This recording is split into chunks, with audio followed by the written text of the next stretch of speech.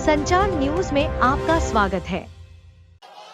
भारत माता की इनकलाब वंदे।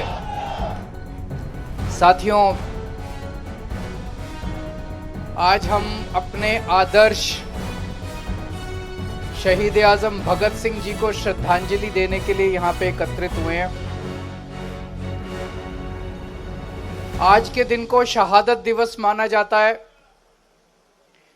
क्योंकि तीन बहुत बड़े स्वतंत्रता सेनानी भगत सिंह, सुखदेव, राजगुरु, तीनों को आज ही के दिन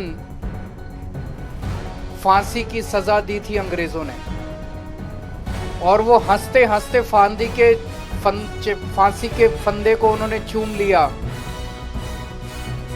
उस वक्त के पूरे भारतवर्ष को नहीं, पूरी दुनिया के लोगों को उन लोगों ने अपने शहादत से इंस्पायर किया था। लेकिन आज 100 साल हो गए, लगभग 100 साल के बाद भी आज के एक एक नौजवान के दिल के अंदर भगत सिंह बसते हैं।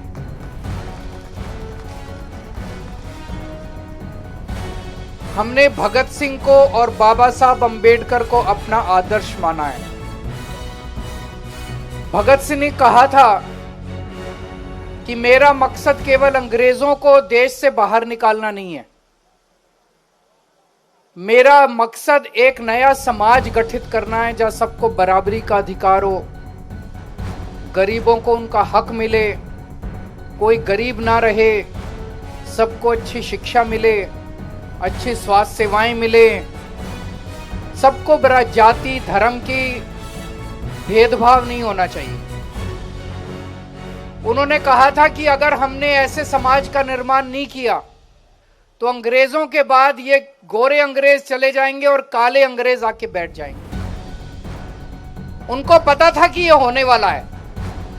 सोचो, उन्होंने 100 साल पहले बोल दिया था और आज हमारे देश के अंदर वही हो रहा है। जो जो सपने स्वतंत्रता सेनानियों के मन में थे और जिन सपनों के लिए उन लोगों ने अपनी जान की कुर्बानी दे दी, इतने अत्याचार बर्दाश्त किए, आज उनका एक भी सपना पूरा नहीं हो रहा। एक भी उल्टी दिशा में गंगा बहनी चालू हो गई है। मैं आपको एक छोटा सा उदाहरण देना चाहता हूं। बस बात बहुत छोटी है लेकिन संकेत बहुत बड़ा है।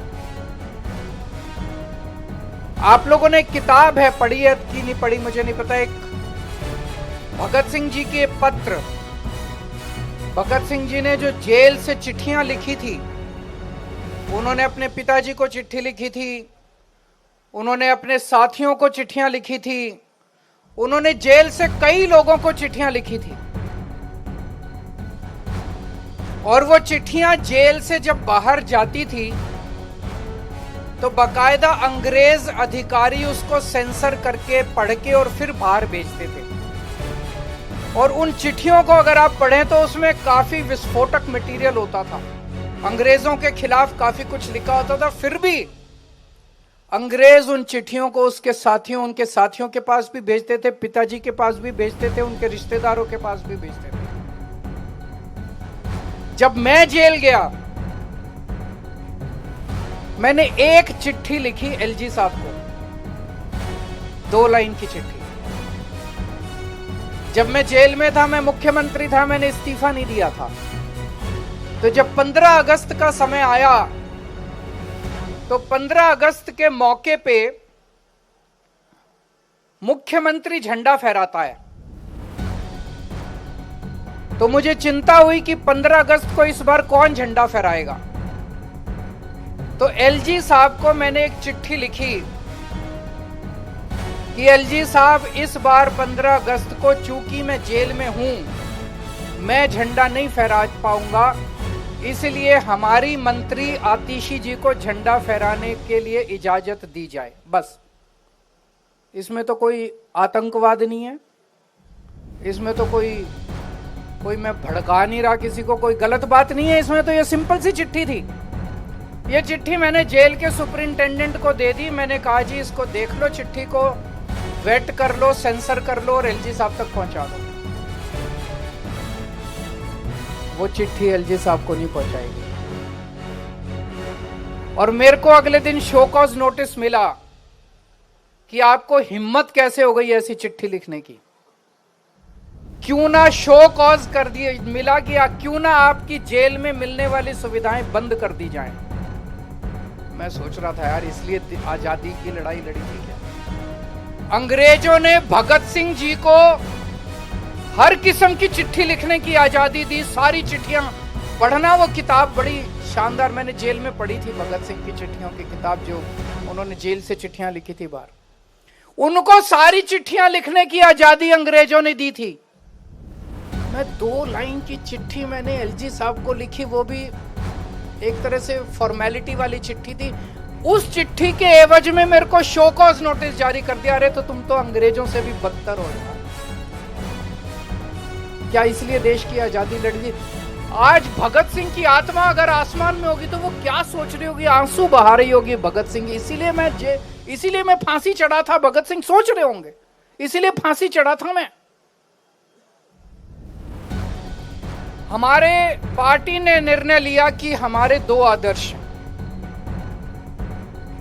बाबा साहब अंबेडकर और शहीद आजम भगत सिंह, हमने मेरे घर पे, जहां मैं कमरे में बैठता हूं, मेरे घर पे भी जितने लोग आते हैं दोनों की फोटो लगी हुई है। घर पे भी जितने हमारे दिल्ली सरकार में दफ्तर थे सबके ऊपर उनकी फोटो थी। पंजाब में जितने दफ्तर हैं सब में, हर दफ्तर में भगवंत मान साहब के, सारे मंत्रियों के सारे दफ्तरों के अंदर उन दोनों की तस्वीरें हैं। दिल्ली में सरकार बनने के बाद सबसे पहला काम नई सरकार ने क्या किया? उन दोनों की तस्वीरें हटाने का काम किया। जैसे सबसे बड़ा काम यही था। हम लोग तो सोच रहे थे सरकार बनने के 24 घंटे में वो कहेंगे कि 2500 रुपए का ऐलान करेंगे, सिलेंडर देंगे, कुछ करेंगे। उन्होंने केवल सबसे पहला काम 48 घंटे के अंदर, 2 दिन के अंदर ये किया, बाबा साहब अंबेडकर की और शहीद आजम भगत सिंह की तस्वीर हटा दी। मेरे को तो बहुत तकलीफ हुई, मुझे तो बहुत तकलीफ हुई। उनकी जगह उन्होंने अपने नेताओं की तस्वीर लगा दी। मैं आपसे पूछना चाहता हूं कि क्या शहीद आजम भगत सिंह और बाबा साहब अंबेडकर से बड़ा इस देश के अंदर कोई बलिदानी हो सकता है, बलिदान देने वाला हो सकता है? जिन्होंने देश की आजादी के लिए इतनी बड़ी कुर्बानियां दी, इतने संघर्ष दिए, उनको हम इस तरह से भूल जाएंगे, उनकी तस्वीरें हटा देंगे? जब हम लोगों ने ये तस्वीरें लगाई थी, जब ऐलान किया था, निर्णय लिया गया था आज से कुछ साल पहले, तो कांग्रेस पार्टी ने और उनके समर्थकों ने हमारी बड़ी निंदा की थी। उन्होंने कहा था इन्होंने गांधी जी की तस्वीर नहीं लगाई, गांधी जी का अपमान किया, गांधी जी की तस्वीर नहीं लगाई। लेकिन जब बीजेपी वालों ने इन दोनों की तस्वीरें हटाई तो कांग्रेस कुछ नहीं बोली। मुझे बड़ी तकलीफ हुई। तो उनको ना तो गांधी जी से प्यार है, ना इनसे प्यार है। ये तो घालमेल चल रहा है इन दोनों के बीच में, है कि नहीं है?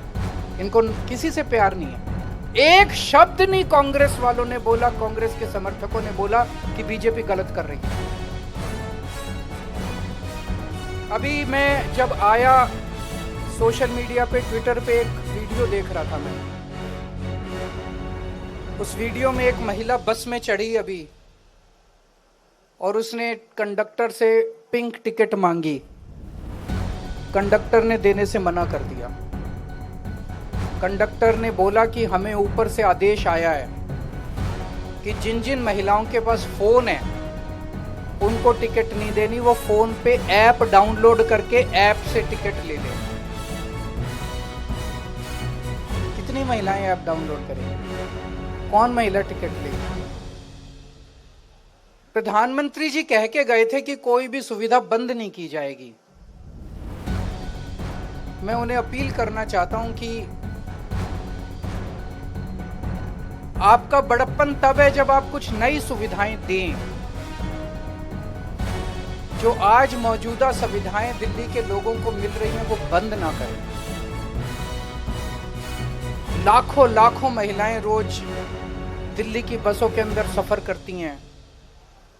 बहुत सारी महिलाएं हैं जो इस फ्री बस सफर की वजह से दूर दूर तक अब नौकरी करने लगी हैं, अपना काम धंधा करने लगी हैं। दूर दूर जाके भाई कई बेटियां ऐसी हैं जो कॉलेज की पढ़ाई अब कर पा रही हैं।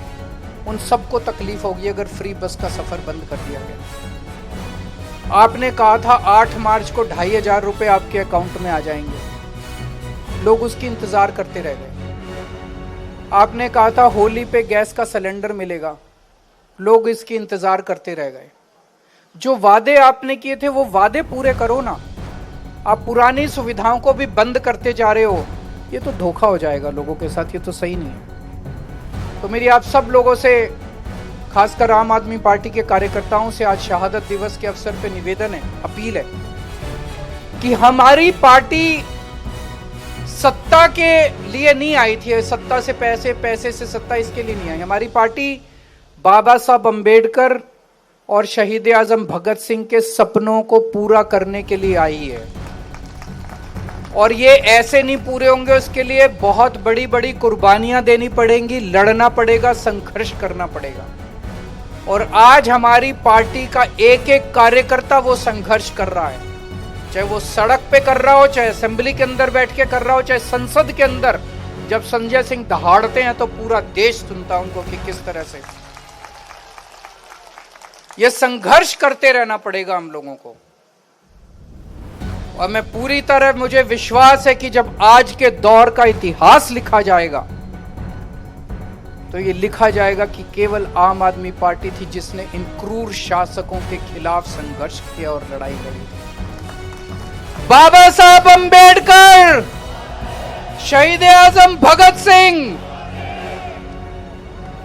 साथ जुड़े रहें संचार न्यूज के साथ। सब्सक्राइब और लाइक करना ना भूलें। जय हिंद, जय भारत।